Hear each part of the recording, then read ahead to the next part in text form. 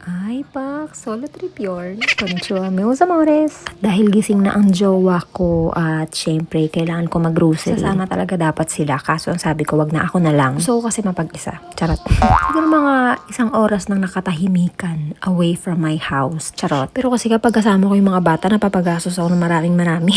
Kung ano-ano kasi pinagbibili. Syempre kapag kasama yung ama, gulang ng go. Sana all talaga. Ganyan ang ama. Maikwento ko nga lang po. Maaga ako naulila sa mga magulang. Yung tatay ko, na-tegibel siya nung 10 years old ako. 10 or 11 if I'm not mistaken. Then yung nanay ko naman nung 18 years old ako nawala na siya. I was born and raised and talaga naman nahubog ako ng batas militar na magulang. Yung sobrang higpit, yung tipong bawal ako lumabas ng bahay. Bili na bili ng tatay ko sa nanay ko na wag daw akong papalabasin talaga ng bahay. Yung mga ngapit bahay, matutulog sa ibang bahay, ganyan. Kasi parang may nangyari ata sa akin nung bata ko. So parang nawala na ng tiwala yung mga magulang ko sa ibang tao. Actually, hindi ko na siya maalala. Basta bawal ako lumabas. Tapos kahit ayain ako ng mga classmates ko. Kahit ngayong pinsan ko, hindi ako pwede basta-basta lumabas ng bahay. Meron naman kaming garahe that time. Kaso, hindi pa rin ako masyadong pinapalabas kahit sa garahe lang. Kasi pinag-aaral ako ng bonggang-bongga. Saka ayaw ba na mahawa ako ng mga kakaibang ugali daw? Ayaw ko.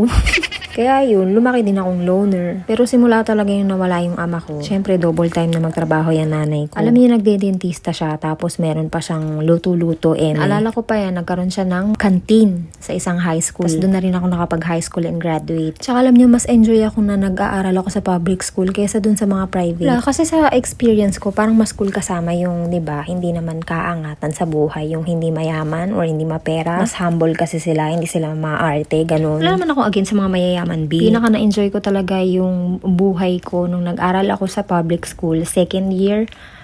Actually, second year to fourth year, doon na ako nag-graduate. Naalala ko pa niyan, palipat-lipat ako ng school. Hindi ko alam kung bakit. Saka naikot ko na ata yung school sa buong Quezon City.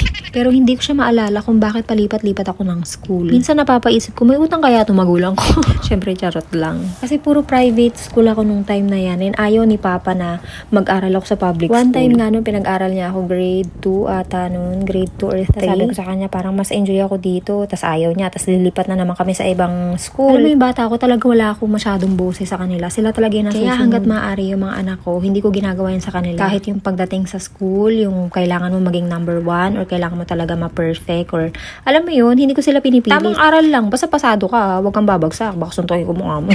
Kahit yung makipag-friends sila, okay lang din. Yun nga lang, kapag medyo nakikita yung ugali ng mga classmates niya or barkada ng mga anak ko ay kakaiba, sinasabi ko yan agad sa kanila, then umiiwas na sila. Ini-explain ko naman sa kanila kung bakit. Tsaka pag nagagalit ako, ini-explain ko yung kapag okay na ako, hindi na ako galit. Siyempre, andun pa din ako yung batas militar pa din, pero hindi yung katulad ng mga magulang ko. Kasi baka ma-stress sila. Ayoko yung ganun. Ayoko ma-stress sila ng katulad ko. Pero don't get me wrong. Mahal ko naman yung mga magulang ko kahit na ganun sila kahigpit sa akin. Yung tipong sila talaga yung nagde-decide. Wala akong boses. Kahit yung mag-18 ako, wala akong boses. Late bloomer pa nga ni. Natuto lang akong gumimik, mag-spread your wings and learn to fly nung 18 years old ako, which is nawala na yung magulang ko, yung nanay ko. Siyempre, hindi naman ako happy. It's just that natuto na ako talaga mabuhay na mag-isa. Natuto na akong mabuhay talaga sa labas. I mean, makita ako yung reality ng mundo. Reality pala ng buhay. Pero ang pinakamagandang ginawa sa akin ng mga magulang ko, sa pagiging mahigpit nila, lagi nila akong pinapangaralan. Kaya kahit yung nawala sila, alam ko kung paano mabuhay mag-isa. Tsaka kailangan lumaban ako talaga. Hindi ba ako mahina yung loob, ganyan. Hindi mo ko basa-basa mati-depress. Kasi na-depress na ako nun.